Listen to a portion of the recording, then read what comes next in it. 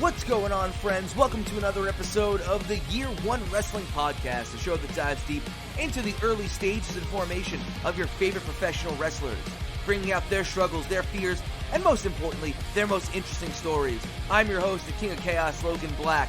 Thank you so much for checking us out on whatever platform you enjoy your podcasts on. We are all about showing love here, so if you dig what you hear, or you just feel like being awesome, go ahead, hit that subscribe button, leave a review, tweet, retweet, share, tell a friend, do whatever you can to help us get the word out on the show. Lots of interesting news and notes before we get into our interview today with KTB. But check it out, if you are listening to this on the Wednesday that it comes out, or pretty much any time after then, tonight, Limitless Wrestling presents The Road live on IWTV. Myself and the Tracksuit Brute, Chris Benet, taking on MAD, Mutually Assured Destruction, former podcast guest Iron Rip Bison, and future podcast guest Perry Von Vicious. No rules, no DQ. We beat the piss out of each other literally all over this building. You gotta check this one out. One of my favorite matches of last year. And of course, the only place that you can get it is IWTV. If you don't already have an IWTV account, you've gotta sign up. Hundreds, possibly thousands of independent promotions, definitely thousands of shows. Watch something new, expose yourself to something different every single day with IWTV. And again, if you do not have an account, go ahead and sign up today with the code Logan Black. That is one word, all caps, and get your first 5 days free.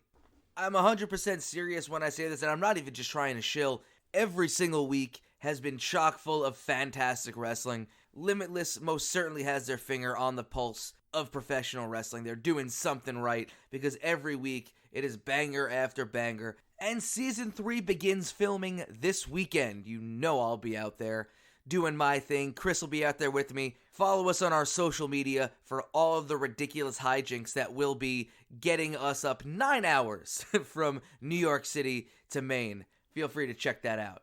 Also, if you're looking to support this show with your wallet, you can do that in one of two ways. The first being, of course, my Pro Wrestling Tees store. Go ahead to prowrestlingtees.com/King of Chaos NYC and get a bunch of exclusive shirts I will never, ever have printed. These are never going to be at my merch table at any point. You can only ever get them at the Pro Wrestling Tees store. But if you're looking to get something from my merch table, you got to do that on my online merch table, kingofchaosnyc.bigcartel.com. All the stuff that you normally see at the table is going to be right over there. I'm giving away free stuff with every single order.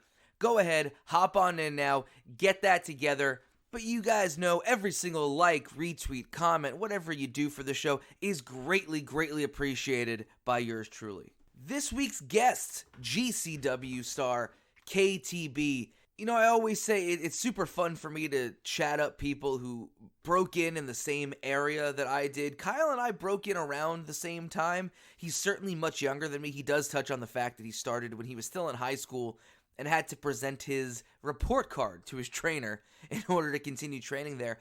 But it's always fun when Northeast, New Jersey, New York guests bring up these names that, like, nobody has heard of but me and a select few other people.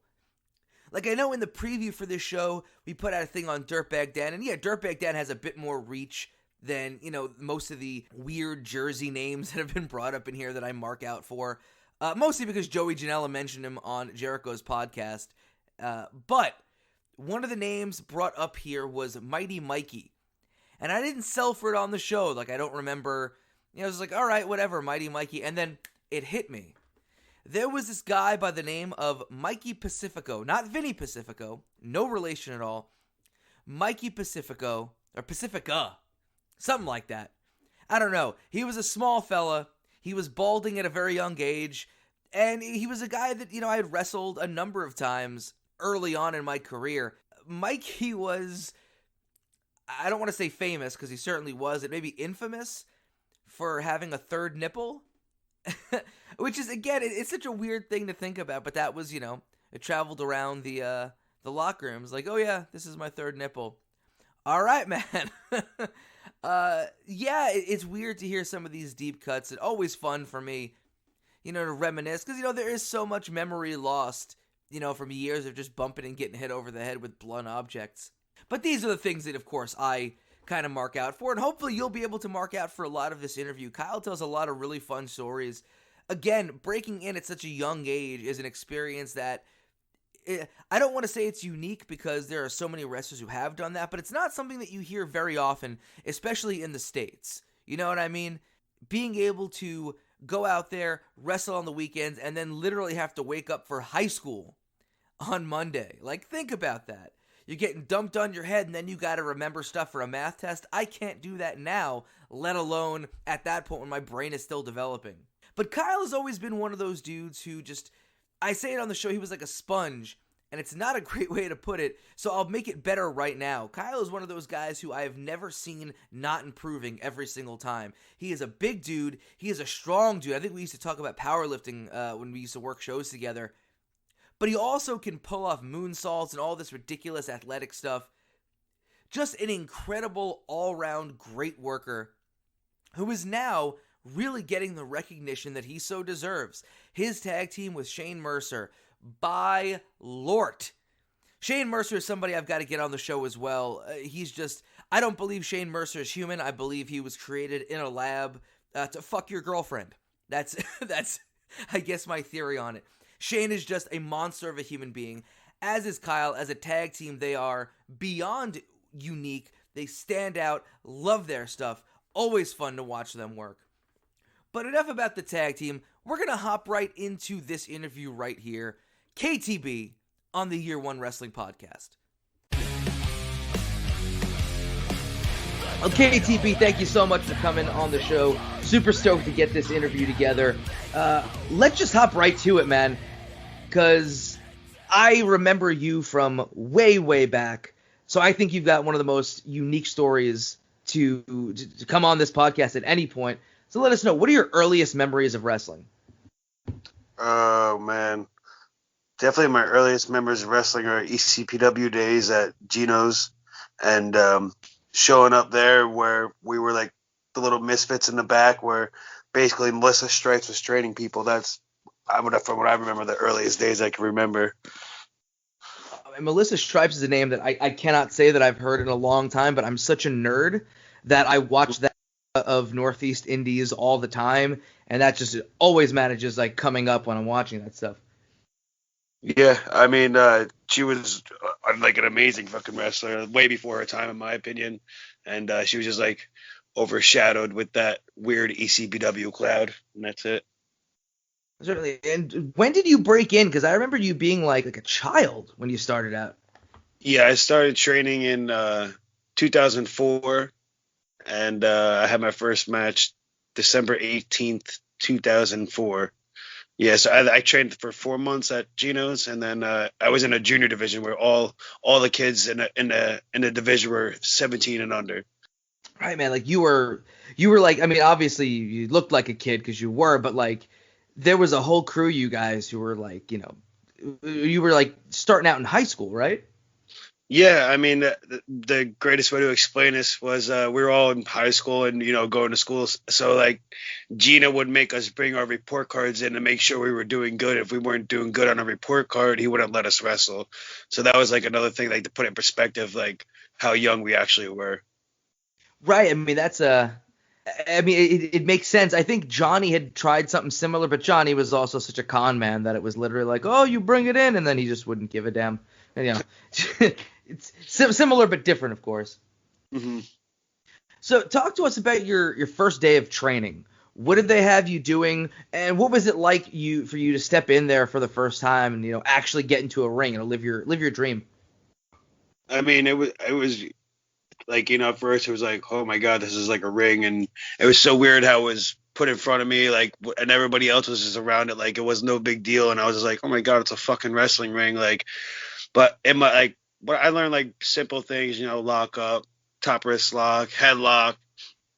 I even went as far as like going to ropes and stuff on like my first day. But I just remember just like being in awe at first.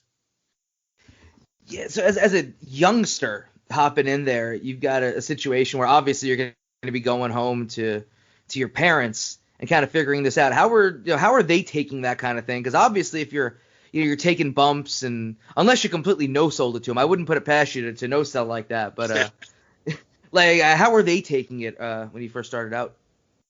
I mean, honestly, my parents were pretty, I mean, easygoing about it. Growing up, I had three older brothers, two of them that were in the business already, and I mean, as no one could probably deny or at any point in their life, we backyard wrestled. That's what we did.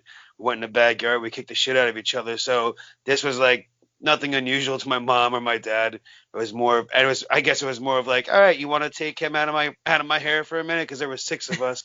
So it definitely was like no problem for them, as long as we weren't getting hurt.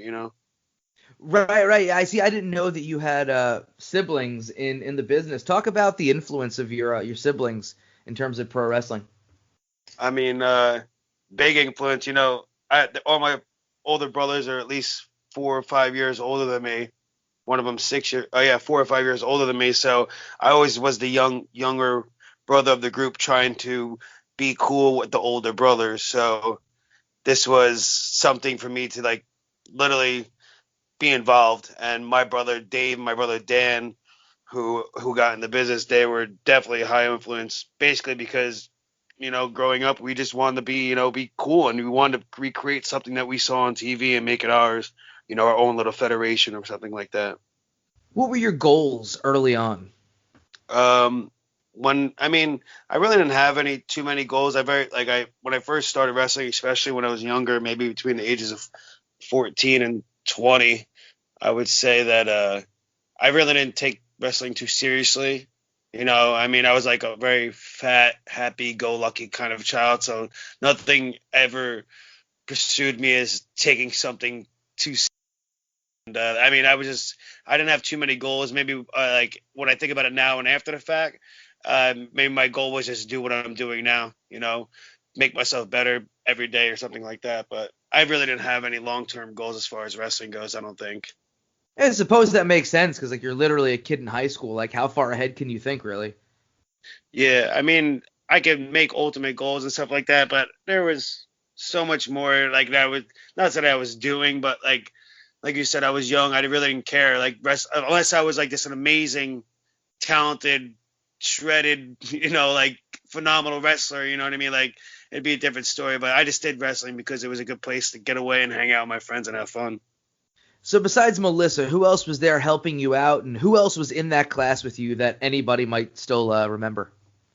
In that class of me is probably you might still remember is Dirtbag Dan. He was leaving at the time. Mighty Mikey was another one who was leaving at the time. That's like a even deeper dig of a drop of a name for the junior division.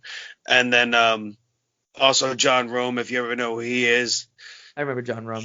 He wrestled for UWA Elite a little bit at one point. And yeah, that's about it out of that class. Dirtbag Dan was a long-term tag partner of mine. I go way back with Dan. Mm-hmm. I remember like going there and like seeing him like once or twice there, and I remember him getting like kicked out of Geno's because he was like, I mean, obviously a dirtbag for some reason. Like he lived up to his name. Do you remember the van he used to have? I don't, but I have an amazing story. One time I was doing a double shot with me and Janela, and we're literally pulling up next to a car. Me and Janela, maybe 24, 25, like pulling up on the turnpike next to the car. We're like, man, that looks like a car Dirtbag Dan would drive. And sure enough, as we pulled up next to the car, it was Dirtbag Dan driving it.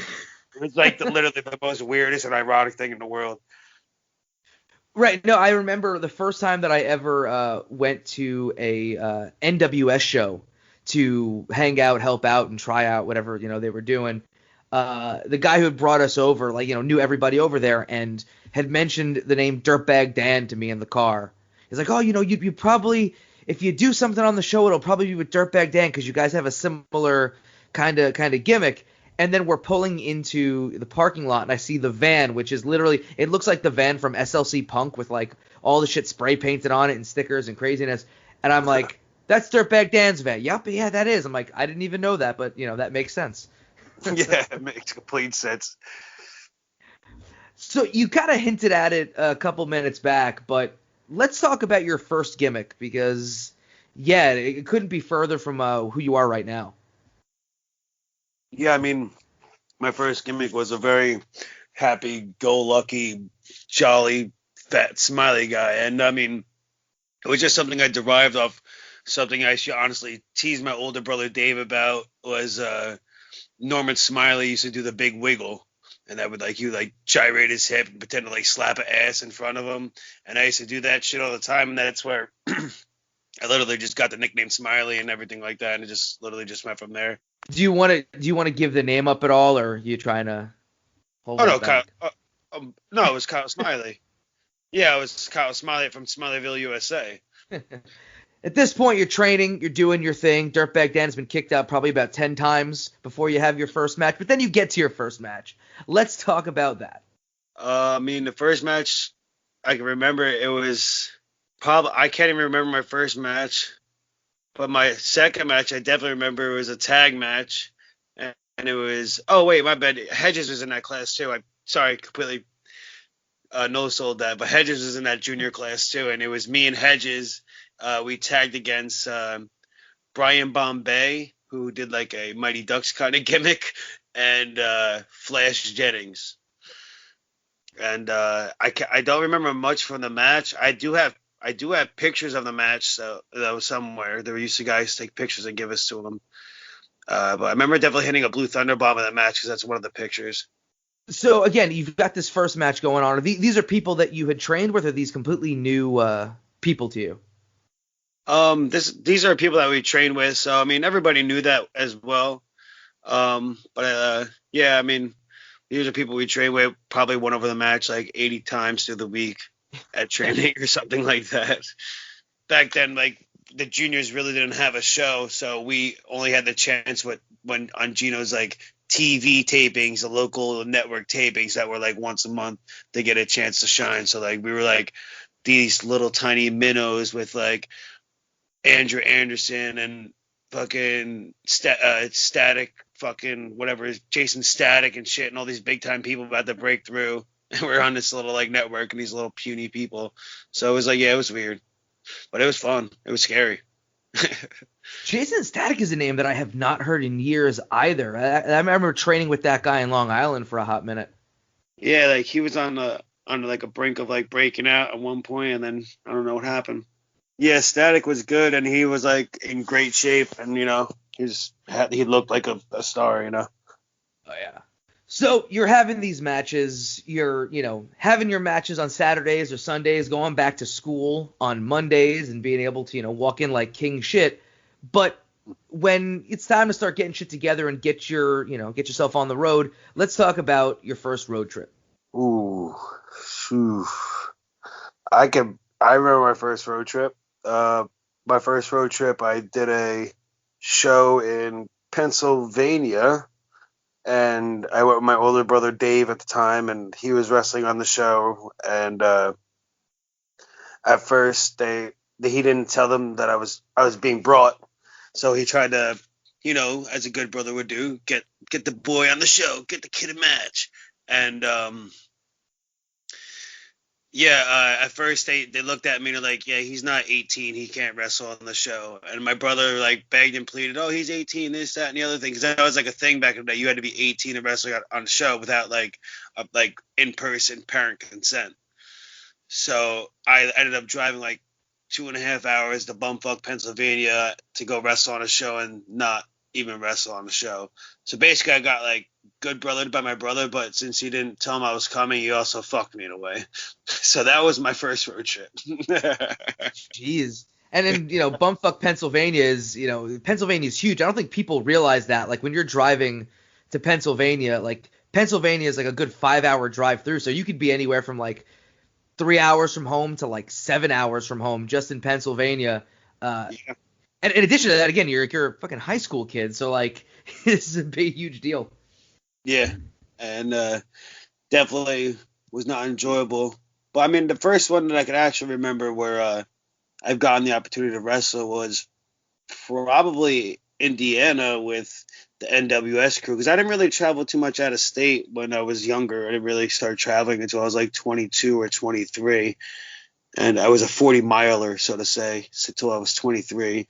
And I did a trip. It was me, Atomic Dog, Lightning Bolt Johnson, Brandon Kirk, Janela, and David Adams, and we did an Indiana trip. I think it was. Maybe it was David Adams. No, it wasn't David Adams. But yeah, that was an Indiana trip we did one time, and that's one of the first ones that I can remember. What spots? Well, you mentioned being a 40 miler. It brings us a perfect segue into the next question. What promotions were you working for when you broke in that kind of helped you get your footing? To start in the very beginning, I was working for Johnny Dappa at the time, and from here and there. And but you obviously know how that went. If you weren't selling your tickets, you weren't wrestling. So, of course. Man, but I love these kind of conversations with guys that are in the Northeast because it always reminds me of all these like cartoon characters that we had here. And I mean, it's not like they've gone anywhere, but like hot damn, like there was an era where those cartoon characters were like it for the New York, New Jersey area. yeah, and back then too, when Monster Factory back in the day was a little bit like that, and I did, I guess not like a road trip, but a little show like down there in Belmar, not the Belmar, the Belmar, New Jersey, and that was the old Monster Factory, and I think I went down with my brothers, and it was me, my brothers, James, Bull James, and like that was like you said, it was like seeing another character. The guy who was running the Monster Factory at the time was this guy named Ed, and they called him Crazy Egg because he was legit crazy. And I remember introducing myself to him, like, "Hi, I'm Kyle. Nice to meet you." And he's like, "All right, Luke, we're gonna put you in this match today." And I'm like, so like right at the bat, I was like, "All right, I fucked. Like whatever. Like I'm just gonna listen to what this guy says." But yeah, that's just like back in the day, it was like weird. Yeah, it was. Weird I don't know what was in the water over here, but like the Northeast is just like I know we have the reputation still to this day, but I'll always swear by like that mid 2000s era of just like everybody who was running shows, everybody who was on shows, like oof, off the deep end. That was like crazy, not like crazy Monster Factory days, but like more like real Monster Factory days where they had the heels in one locker room and the faces in another locker room, and you wouldn't talk the match out at all and just go out. There was another spot in Jersey that did something similar, like up until a few years ago. Oh man, I can't remember who they were. Was it Old Time Wrestling?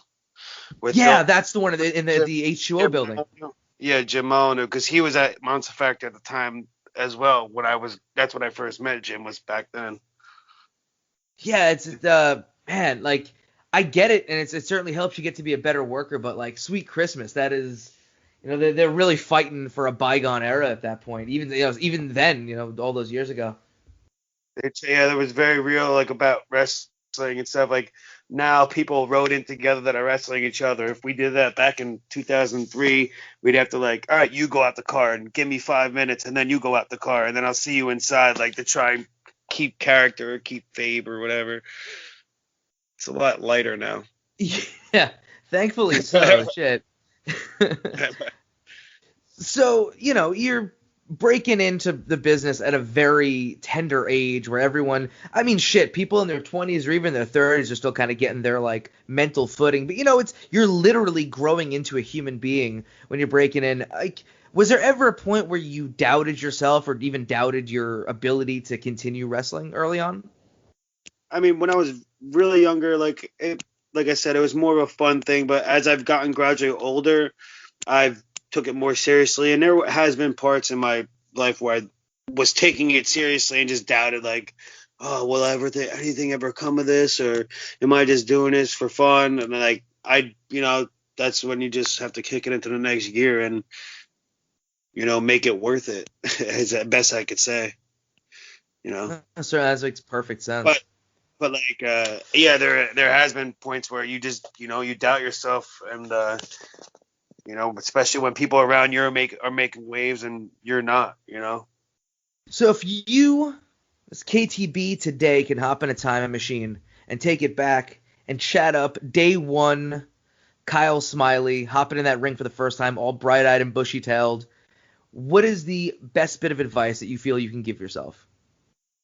Take it seriously, asshole. Honestly, I mean, it is a conversation you just brought up to me, but yeah, I honestly would have definitely took it more as serious as possible from the start. And I guess being older and more mature, it definitely makes you more focused on a goal instead of actually just having fun and being young, you know?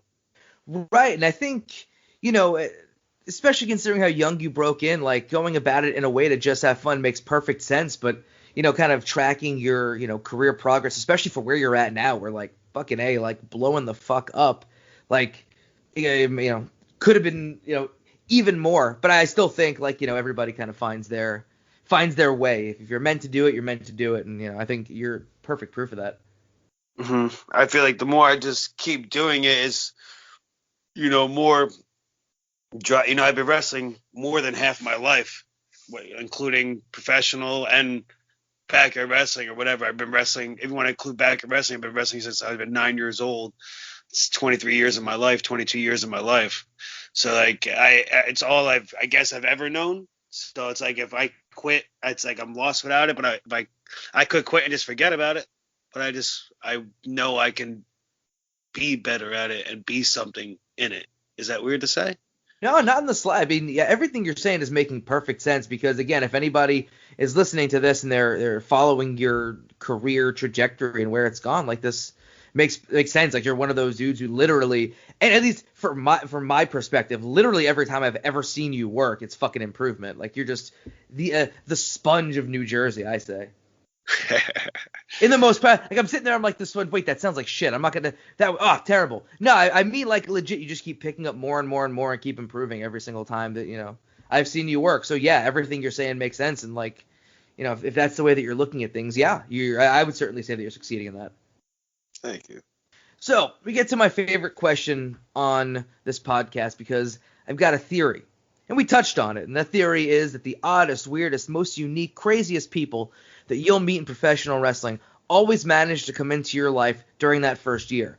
So, KTB, can you tell us, in your earliest years in wrestling, who was the oddest, weirdest, craziest, most unique wrestling personality that you managed to meet? Probably, what the fuck's his goddamn name? The fucking robot guy. Shockwave. Oh my god. Shockwave was a weird dude. He was very strange to have a conversation with, and then what topped it off even the most was the fact that he pranked people by putting gay porn in his bag. So if people went into his bag and saw gay porn, they'd be like, ew, what the fuck is this guy doing? And wouldn't fuck with his shit. That was his logic behind it? That was his logic behind it, but now, like, being older, I don't think that way at all. Right, like, it's, I don't know, that kind of doesn't make sense to me, but I guess it makes sense if you're Shockwave. Shit. It's crazy, because I know you were talking about NWS before, and it's like, that place really did have so many weird, weird personalities, and when I had Jeff Cannonball on the show, we were going back and forth, just like reminiscing on some of these like absolutely insane people. Yeah, Slayer. He probably had to say Slayer at one point. Slayer is like one of the uncut gems of fucking NWS, and he still wrestles, and he's still in the exact same shape, which is phenomenal. His pick was Gino Moore, which he said that, and I went, "Oh, that makes a lot of fucking sense." Oh, Gino Moore? Yeah. Yeah, he was like a cartoon character. Yeah, that is kind of true. He is definitely a character. I mean, same thing that duo, just Gino Moore and fucking Dapper. What's his face? Johnny Dapper. Yeah, them together. That's a good duo. That was, again, running shows and being promoters over there, where it's like, yeah, those two together are just literally like the freak show of absolutely everything. And whenever I try and explain to people like what is the craziness of that era of New Jersey, New York wrestling, I always refer to that, like, I think it was the Discovery Channel documentary they did on NWS, where like they have both of them in there, and it's just like, people come back to me like, what is going on there? Like, what are they feeding these people? I'll never forget him like calling to my house and asked me about tickets, and I told him I only sold like one ticket, and I'm like a 15, 16-year-old kid, and he's fucking 45-year-old man screaming at me on the phone, yelling at me about selling tickets. Yeah, that guy was crazy, man. Oh my Crazy. God. The people that you meet in professional wrestling are something else, man. Yeah, it's great. If I could remember everything, it would be a great story to tell. But like some stick out more than others, which is the greatest part about it. Yeah, and especially with that crew. KTB, where can we find you on social media, and is there anything else that you'd like to hype? You can find me on social media at KTB_Mauls, MAULS. That's on Instagram and on Twitter. You can catch me in the future at upcoming GCW shows. Also, Synergy Black Friday, where I'll take on Fala Ba. And, and everything else on social media and everything like that. Yeah. Well, hell yeah, dude. Thank you so much for coming on the show. This was honestly like awesome for me to chat you up about all of this stuff, like beyond all the, reminiscing about that era, which like I put on such a pedestal because it's just so crazy and I love craziness. Just in general, man, I've got all the fucking respect in the world for you and your work because, like I said it here, you're one of those dudes who's always improving. And I love the fact that like you've been a gem in the area for so long and now the whole fucking world is getting to see you do your thing. And again, love to see that kind of shit. So thank you so much for coming on the show, man. Thank you very much, man. And the feeling is mutual with you. You're always going to bring good people as well. So thank you very much, Jake.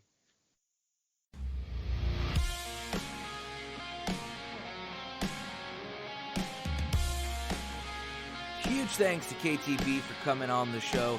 Always a pleasure to chat him up about things. And again, really stoked to hear all those old NWS stories. At some point, I really do need to get the Corvus and KTB and Cannonball crew to come down here and just chat up all the wackiness that was NWS. So look for that in the near future. But before we get out of here, you should go ahead and give us a follow on all social media, Facebook, Twitter, and Instagram at Gear1Pod. Also, make sure to subscribe to the channel on your preferred podcasting app and leave a review. Shout out to Heroes for the music. Check them out on Spotify. Shout out to Joanna Robinson for all the artwork and design. Do it, channel on all social media. Shout out to the Funkenstein Wrestling Superstore for sponsoring the show, located at the Englishtown Flea Market in Englishtown, New Jersey, and on eBay. Make sure to check them out and check out their brand new website for all of your wrestling merch needs. That'll be it for this episode of the Year One Wrestling Podcast. I'm Logan Black telling you, be awesome to each other. Peace and love.